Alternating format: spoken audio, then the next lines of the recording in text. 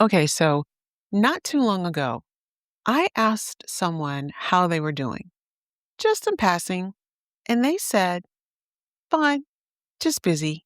You know how it is. And here's the thing, I actually knew some of what they were carrying, real stuff, hard stuff, and they still said, fine. And you know what I did? I said, good, good. And I kept walking. I've been thinking about that a lot lately, not because it was a huge moment that happened because it wasn't. It was just a normal, everyday exchange. But I keep thinking about how easily we both went along with it. Like we both agreed without ever saying it that fine was the answer we were going to use, whether or not it was true. And honestly, it was my husband who planted the seed for this new series because he reminded me that everyone is going through something and you never know what's truly behind their smile. And it made me remember this exchange that I had had some time ago with my friend. And I've learned that when things fall into place perfectly, that God is in the middle of it all. So I felt a tug in my spirit that maybe a lot of people need this same reminder. Hey, I'm Melissa, and this is my question for you. So today we're kicking off something new. This is our new 5-part series that I'm calling What's Behind Your Smile? Because look at what's happening around us right now. There's war in places that we can actually watch unfold in real time on our phones. There's division and anger that's found its way into our homes. There's injustice that makes you want to just look away because it's too much to handle. And underneath all of that, there's just regular life, everyday life. There are bills, health scares, arguments, loneliness, mental health challenges. All of that's still happening to regular people every single day. And in the middle of all of it, we're still answering fine. So here's my question for you today. Is anyone actually fine? And I don't mean that in a cynical way, just in a real, honest question.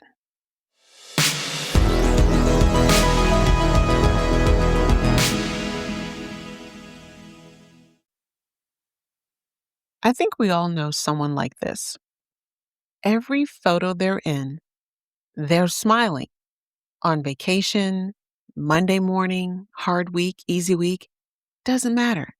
Scroll through their whole feed and you think their life just doesn't have any bad days.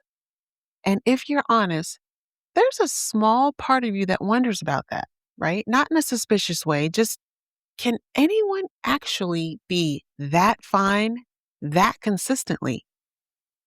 Or is a camera just really good at catching the 1 second where everything looks okay, even on a day that wasn't?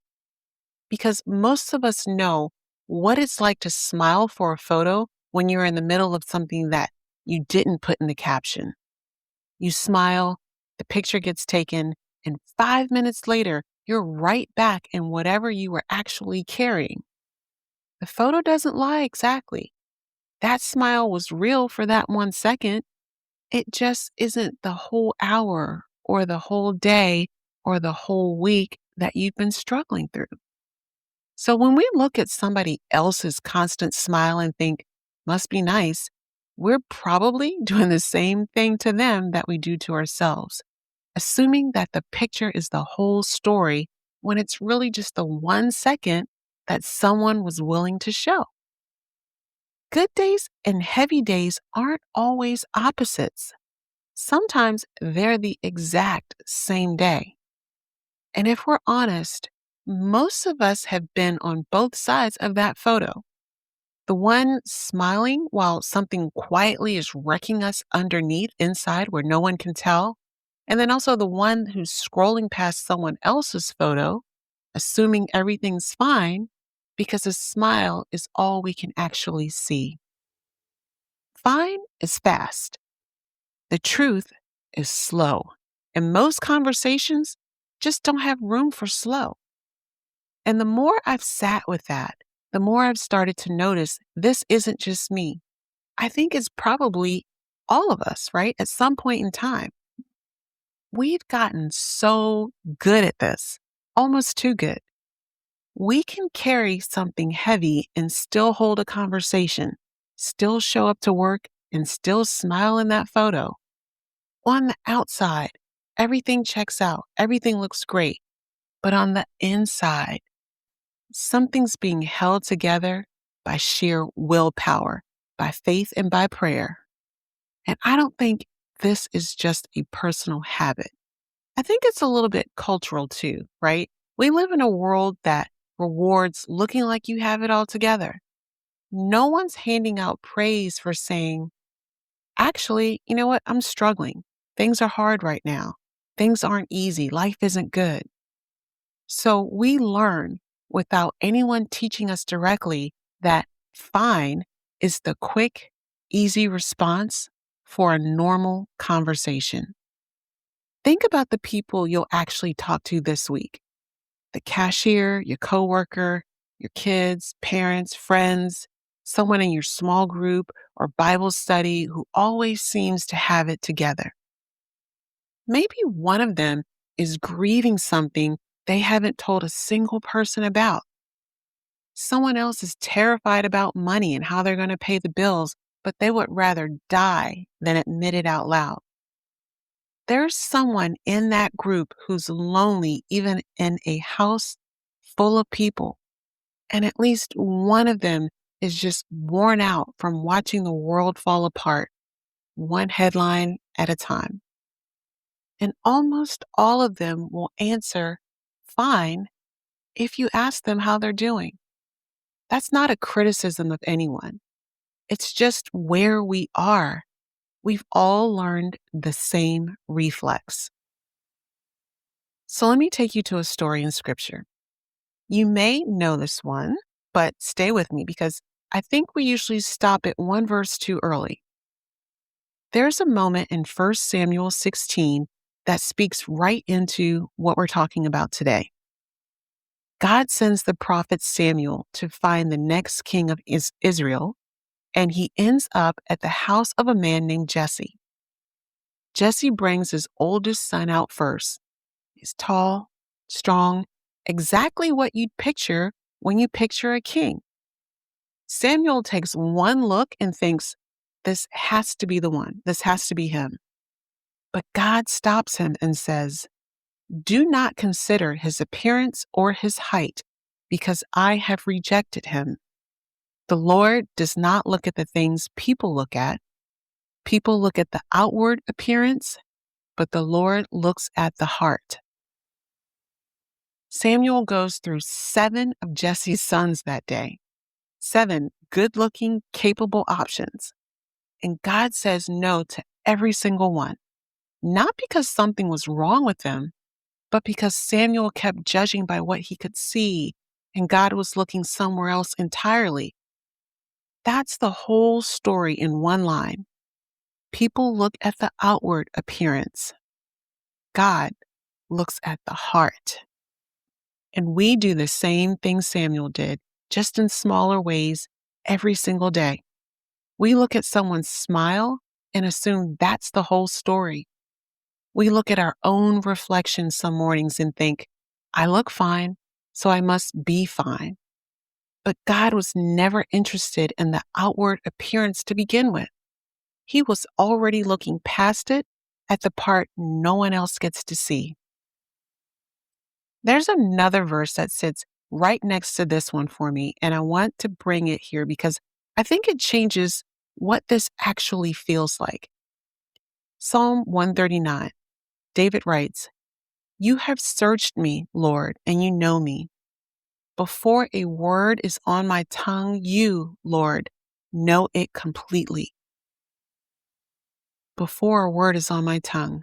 That means before you even get a chance to say, I'm fine, God already knows whether it's true. God isn't waiting on your report And he isn't fooled by your reflex answer because he's already there in the part of you that hasn't said anything yet.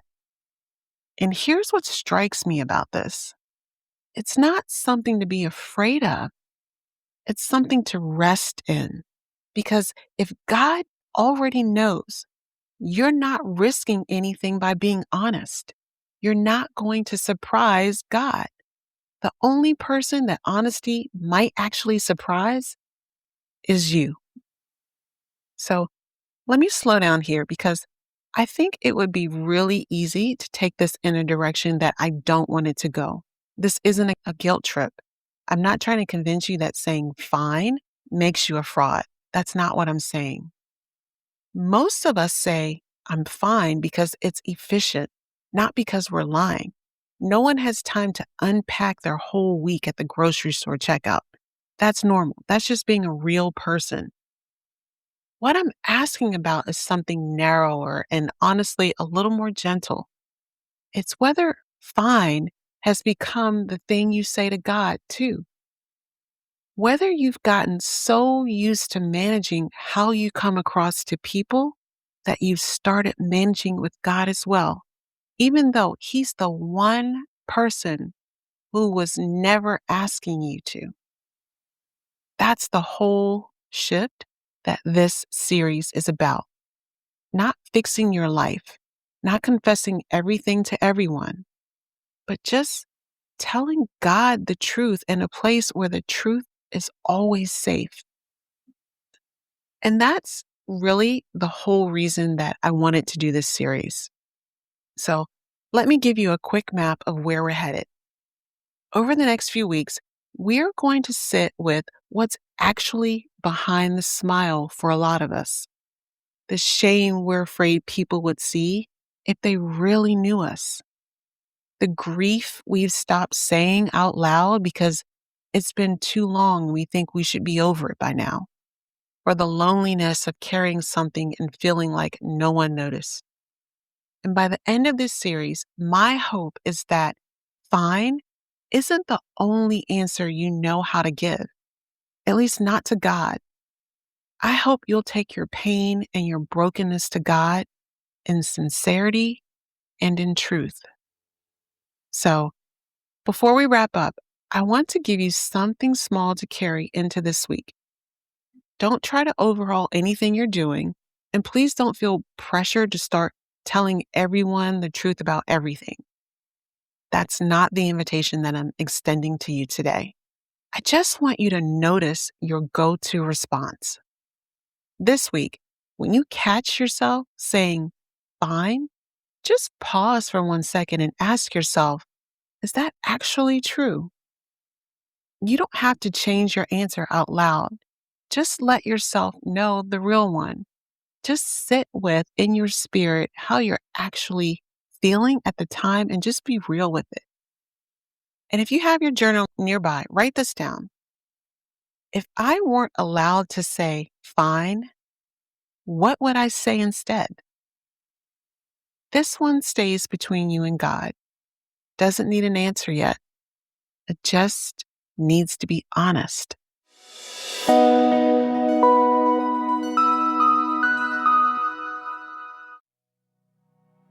All right, one last thing before I let you go, because if you take nothing else from today, I want this to be the part that stays with you.